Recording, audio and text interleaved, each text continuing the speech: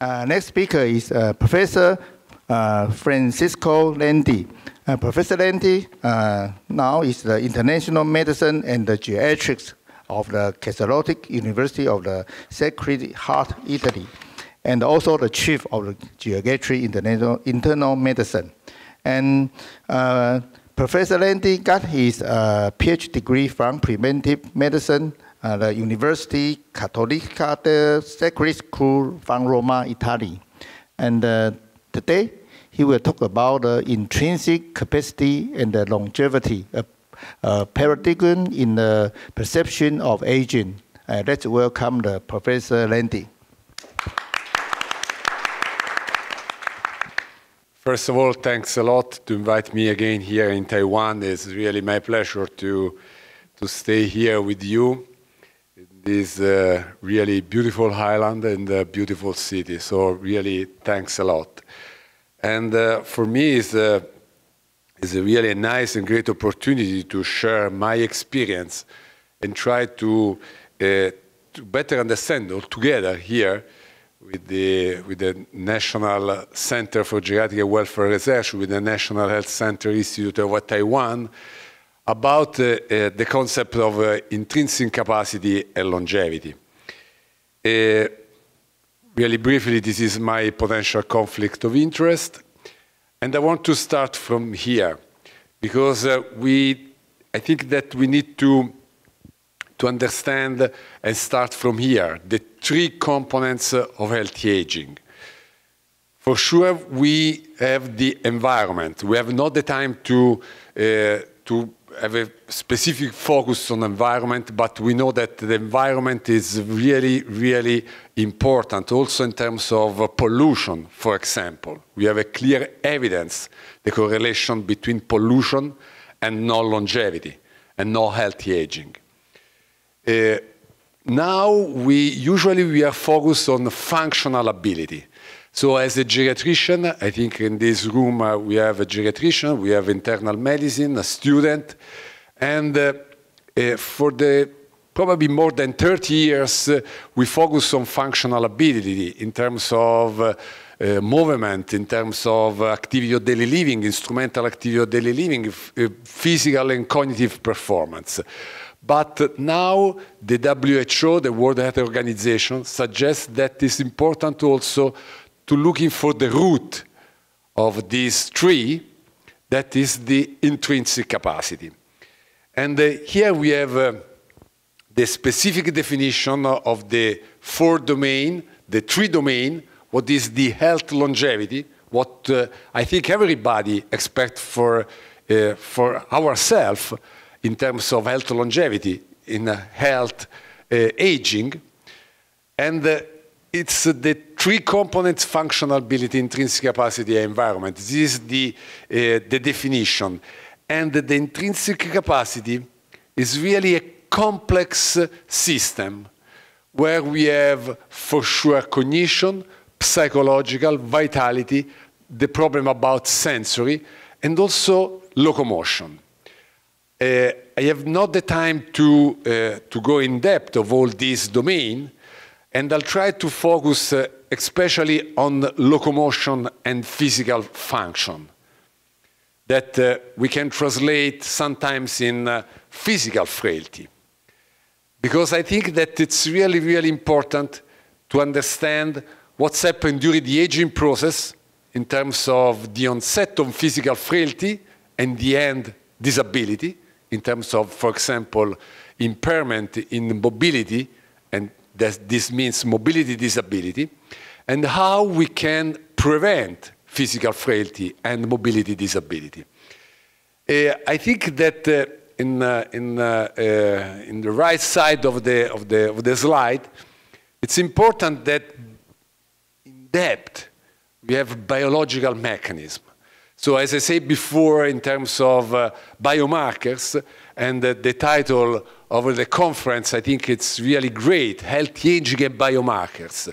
As I said before, we need to better understand the mechanism that can regulate the intrinsic capacity and the alteration of intrinsic capacity, and then the onset of locomotor, cognitive, sensory, psychological, and other dysfunction that we can observe during the aging process.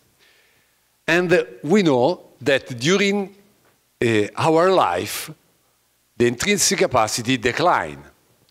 And together with the decline of intrinsic capacity, we have the decline in functional ability. And you can see that we have this phase, the early phase, early childhood, adolescent. We had a high and stable capacity between the early adult, and then in the middle age and the older age, we start to decline. But if we are able to improve the intrinsic capacity, not only when we are old, but also we start from the childhood, with the adolescents, we improve the intrinsic capacity and we can improve the functional ability. So when we arrive at the end of our life, the functional ability is not in the disability, but we are up of physical frailty and disability because we start higher and we arrive at the end of our life higher. So probably this means the health longevity. How we can have health longevity? The first key message. The health longevity we need to gain not only when we are old people, but we start at the beginning. I show you in the next slide that probably we need to start in the pregnancy and infancy. So I think that this message is really, really important. We need to start at least during the adult and in the middle age. Because we know that we decline. This is the same for the men and women. This is the same for the different races. I have not the time to present all the data that I have, but a little bit more than 5 years ago, I have the opportunity to share some of my data with the Taiwanese data, and we observe exactly the same. The decline of physical performance, the decline of muscle mass. And I want to show you briefly this data. This is the hand grip, and you can see that both in male and female, the hand grip decline is quite stable until the middle age, 50 years age old, and then start to decline. This is the different percentile. And this is the same for the female. This data derived from a big data that we have in Italy, that I have created during the last 8 years with a program, the name is Longevity Checkup and Longevity Run, that I'll show you at the end of my presentation. And now we have more than 15,000, now 16,000 subjects assessed outside of the hospital. So this is a community people, is a normal people, starting from 18 years old to 98, so more than 80. And this is the hand grip strength. But the same is for the lower strength. This is the chair stand test. I think that everybody knows this test, up and down 5 times without the help of the arm. And we calculate the time that the single person spent to complete this performance. And you can see that again, the performance is stable until 50 years age old, around 6 seconds to complete the performance, and then start to spend more time. So the decline in the test, because this means that, for example, at 80 years age old, we spend around 10 seconds to complete the performance.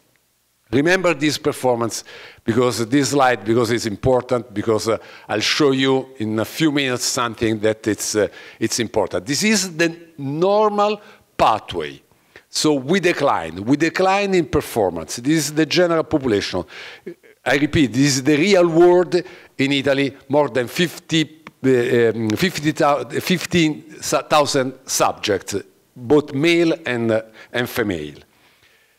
But now I want to go back to the HiCOP because we have a different component. I want to focus on mobility. And the HiCOP and the WHO suggest the trajectory, how we can manage this aging process. And at the beginning, and I think that this is really important, this is a clear message, at the beginning, when we have no loss of intrinsic capacity, so before to start the decline in intrinsic capacity, for example, in muscle strength and in physical performance, chest and test, reinforce generic health and lifestyle advice or usual care. So I think that we need to start from here. And it's really important that if you look for the slide that I presented before, this prevention of chronic condition, so this means the early detection and control, is true for the entire process. So I think it's really important that we start at the beginning of our life, but in any time we can change. And this is exactly the capacity to have a centered perspective for our patient. If you look for only this picture, you look for the disease, probably arthritis. But if you look for this, you look for the entire person. The possibility, for example, to have a care of the child, for the nephew. So I think that this is the importance, is not the disease. I put this slide again from the WHO because I want just to shift from the disease to function. And when we are thinking about health longevity and biomarkers, we need to shift from the single disease, but with a perspective on function. Again, this is the physical function. But the problem is that our knowledge, during the medical course, we are able and we learn about the disease, how to prevent the disease, in terms, for example, of primary and secondary prevention. But I think that now we need to start with this, that in the USA, they say the primordial prevention. So something that we need to start immediately, in terms, for example, of smoking, control of hypertension, better, not control of hypertension, control the risk factor for hypertension, or for problem with the cholesterol, diabetes, sedentary lifestyle, obesity, and for sure non-traditional pollution, but we have not the time. And all of this concept is summarized in this article. I suggest, probably you know this one, but I suggest to really looking for this article in circulation less than 1 year ago, because this is an update of the American Heart Association in USA. This is the update because before this article, they say about 7 health metrics. Now they speak about life's essential 8 health metrics, 8 important health metrics. And I want to underline that it's really important for us that I suppose that we are not cardiologists, that if this is the Association of Cardiology, but the title is not heart essential health, it's life. That is different in terms of really in terms of semantic. For us it's really important because this factor is not only important for the heart, but is important for the life. It's really easy to understand: diet, exercise, glycemia, diabetes, weight, the body mass index, cholesterol, hypertension, blood pressure, no smoking, and the health sleep. The health sleep is a proxy of unmanagement stress. So this is the 8th factor that we need to improve and we need to control.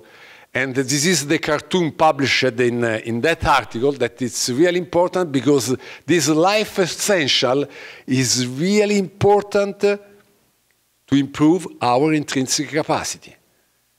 Because this life essential is important to improve the psychological health, but also the physical health.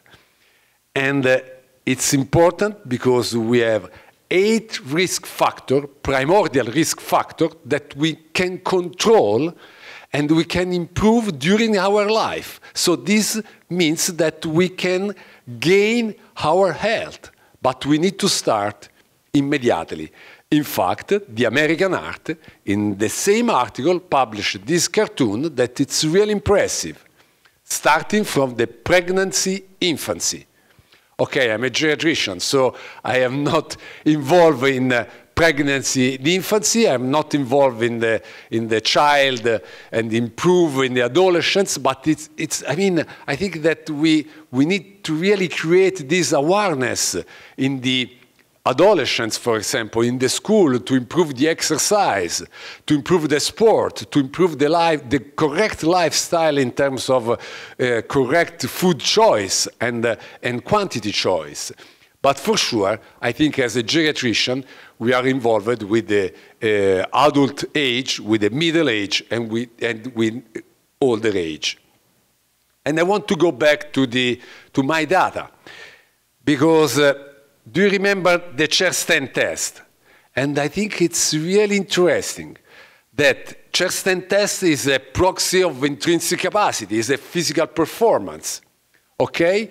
And we have a clear correlation with that health metrics. This is the first survey, so we have not 8 health metrics, but 7. When you improve the health metrics, 7 means that all the health metrics are correct, we have the better performance, both in women and men. So when we have only 1 health metrics correct, this means the subject smoke, no healthy diet, no exercise, high cholesterol, high glycemia, high hypertension, we have the worsened performance. So we have a clear correlation between the primordial prevention with the physical performance and with intrinsic capacity. But again, look what happened with the physical performance and exercise. We divide this big data with a huge sample in 4 different classes. And in 4 different groups: sedentary, the subject that only walk, the subject that do aerobic exercise, and the subject that do aerobic exercise plus resistance exercise. Look here. The subject age 8 years age old has the same performance of the sedentary 55. So we can modify the trajectory of the physical performance. Again, this is the chair stand test. This is the time to perform the chair stand test. So this means that I can change the slope of trajectory. So I can change the slope of trajectory in terms of higher time to perform the chair stand test. So I can modify. I think that this is really a good news. The bad news is that all the people decline during the aging process, during the life. But the good news is probably we can change. And really briefly, we can change also with the diet.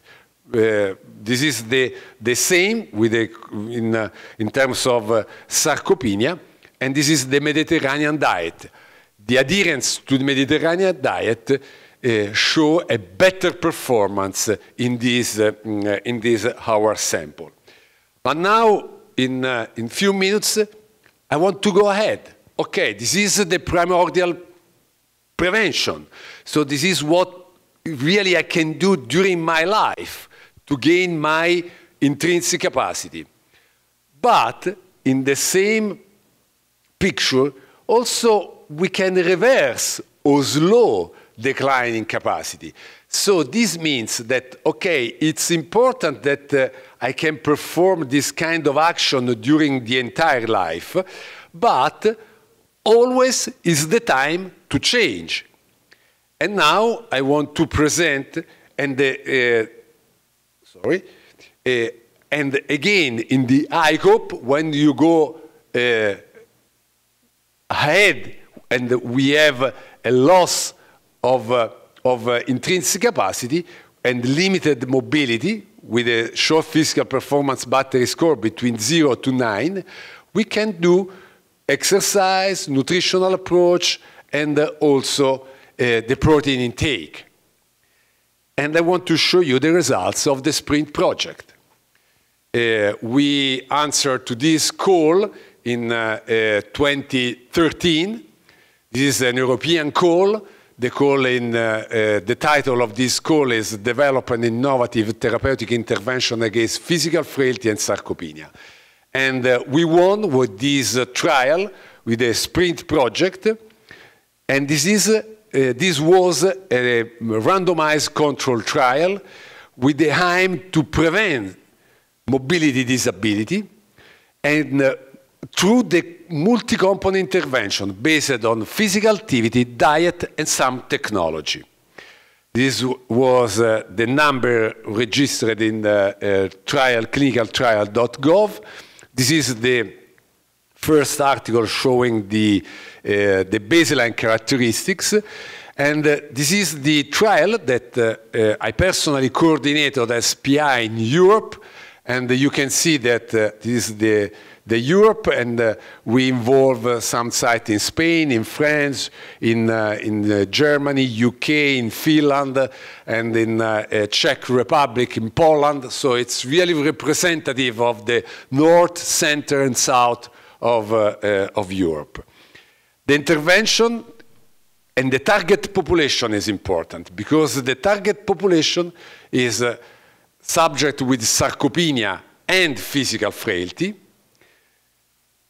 with a short physical performance battery score between 3 and 9, but at the baseline, the ability to complete 400-meter walking test at usual pace within 15 minutes, so without disability. So we can say that we enroll people immediately before the onset of mobility disability, with sarcopenia, frailty, but autonomy in the performance of 400-meter test. This is the multi-component intervention, the physical activity twice per week directly in the gym with a specific protocol, the Sprint protocol of exercise, and the control group receive only the lifestyle education, so no intervention. This is a control. We enroll more than 1,500 subjects, one half in the active group and the other one in the control. In the active group, also nutritional assessment and the other intervention. In the active group, also some high health technology intervention, for example, to measure the activity during the day. And this is the trial, as I say, all the people 70 years age old with low muscle mass, short physical performance battery score between 3 and 9, substantially no particular exclusion criteria, and 2 arms. Why I present this, the European Medical Agency? Because before to start the trial, we went to the European Medicine Agency to have the endorsement of the European Medicine Agency. And we tried to endorse this one, because I want just to conclude and to remark, we have not disease, we have function. The target population is not the subject with a specific disease, but with function, with some impairment in function in terms of short physical performance battery score. And we present this slide, and the European Agency Medicine endorsed the trial.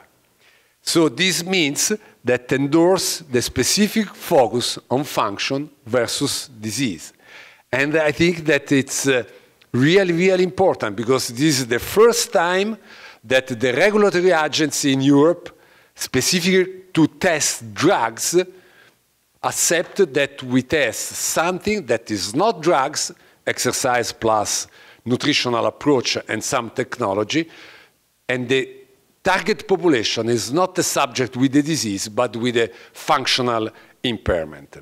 And finally, I want to show you the results that we published less than 2 years ago, 1 year, a little bit more than 1 year ago in British Medical Journal. And this is the results. This kind of activity, this kind of intervention can prevent the onset of mobility disability, because the outcome is the inability to perform the 400-meter test in 15 minutes without help. And clearly, you can see that who receive only lifestyle education has a higher onset of mobility disability. So this means that we can prevent the mobility disability, and this means that we can change in any time. Also, if you are really close to follow in the disability and you are with a frailty, but you can prevent disability, so we can change. And I think that it's important that with the Sprint project and with the other project that we are going on, we focus on lifestyle modification. But I think that I clearly show you that with the lifestyle modification, we can change the aging process, so we can gain the healthy aging. I think that this is really the good news. But for sure, in the future, we can have additional intervention.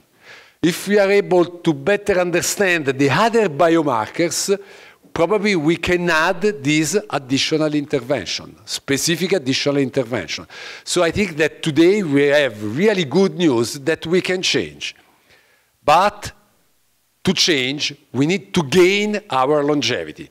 This is our campaign in Italy, the Longevity Run, that is not only a marathon, but is a campaign for the population, not in hospital, outside of the hospital, in the community, in the square, in the touristic place, in any place.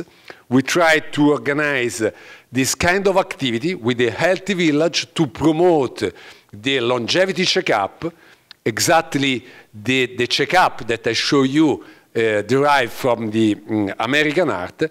And if you want to more information, for sure in Italian, but there are a lot of video. You can find the web page of Longevity Run, or also in the social, in Instagram, in this page of Instagram. I think that this kind of a campaign is really the new idea to go out of the hospital and try to modify the mentality of the people, and just to say that it's important to change.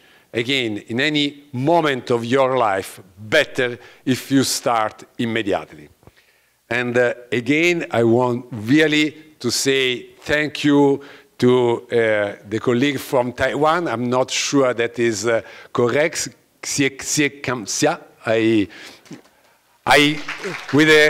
From the Google translator.